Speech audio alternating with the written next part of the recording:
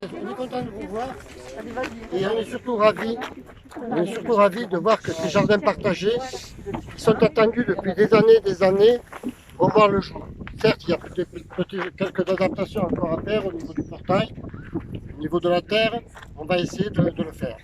En fait, je suis content parce que c'est pas une réalisation importante, mais en tout cas, elle donne une indication sur ce qui va jalonner tout notre mandat.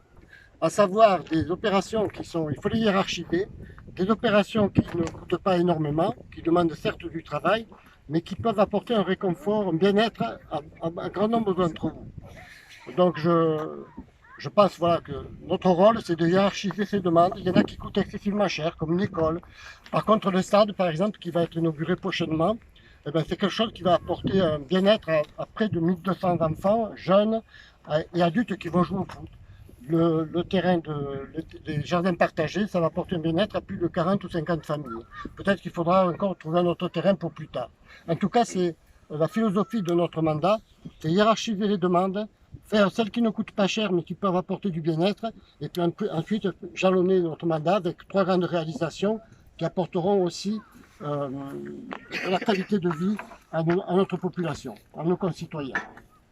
Alors tout d'abord, je voudrais remercier, on ne voudrait pas, je vais remercier Monique Segnatiampo, qui est conseillère municipale déléguée au chemin Vicino, et donc bien sûr au terrain. Elle a fait tout ce travail de préparation, nous a rencontrés, elle a fait remplir les dossiers et tout.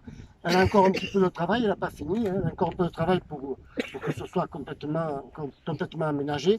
Mais en tout cas, je voulais la féliciter pour le travail qu'elle a fait parce que c'est vrai que le jardin était réservé depuis pratiquement 1 an. Il était clôturé, mais rien d'autre, on avait avancé. Il était urgent de les terminer, en tout cas pour le printemps, pour que les premiers radis commencent à pousser et que les tomates arrivent. Ça, c'était la première des choses. Je voulais remercier Hélène Auger, adjointe, qui s'occupe aussi des espaces verts et qui t'a beaucoup secondé pour ce travail.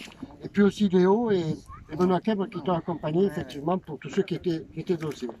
Voilà, ça c'était pour les élus. Ceci dit, pour vous, jardiniers, qui allez prendre possession de votre parcelle, je crois que ce qui est important, c'est qu'on parle de développement durable, on vous met à disposition effectivement des jardins. Je crois que ce que l'on souhaite à travers ces jardins, c'est effectivement non pas parler de sécurité alimentaire, mais c'est surtout vous accompagner pour retrouver un petit peu ce qu'ont été nos racines. J'ai 74 ans, j'ai grandi dans ce village, j'étais petit, je suis parti à 20 ans pendant 40 ans à Paris, mais tous les matins, tous les jeudis matins, quand il n'y avait pas l'école, et même quelquefois, même quand il y avait l'école, j'allais avec mon grand-père qui était commerçant, et on allait au jardin à la bascule. Et avec notre carriole, après, mon grand-père distribuait à tous les enfants. Il avait 3 enfants et il distribuait à ma mère, à ma tante et à mon oncle. Et comme ça, on avait des légumes frais, des fruits, parce qu'il y avait beaucoup d'arbres fruitiers. Mais tous ces jardins ont un petit peu disparu à cause voilà, on a construit des maisons, les terres se sont éloignées. Et je trouve bien que l'on puisse mettre à disposition maintenant de notre population, de vous tous, qui avaient acheté des terrains, mais pas forcément, qui avaient des appartements qui n'avaient pas forcément de terrain. Je crois que les enfants adorent ça, et je souhaite que les enfants, vos petits-enfants, puissent vous accompagner et connaître ce que nous avons connu dans notre enfance. Ça, c'est la première des choses. La deuxième, effectivement, on va vous demander, et vous avez signé la convention, ce sont des jardins où on souhaite qu'il y ait, par rapport au développement durable, qu'on n'utilise pas l'eau de manière abusive. Je crois qu'il faut faire en sorte que nos cultures poussent et que ce soit sans gaspillage.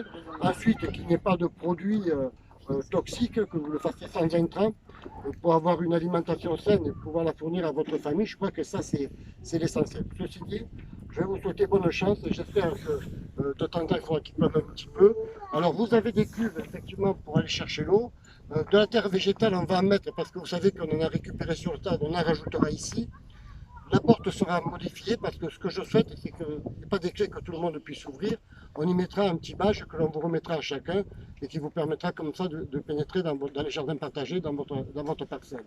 Voilà. Ceci dit, je voudrais vous souhaiter bon courage, bonne plantation et vous dire maintenant à vos bêches.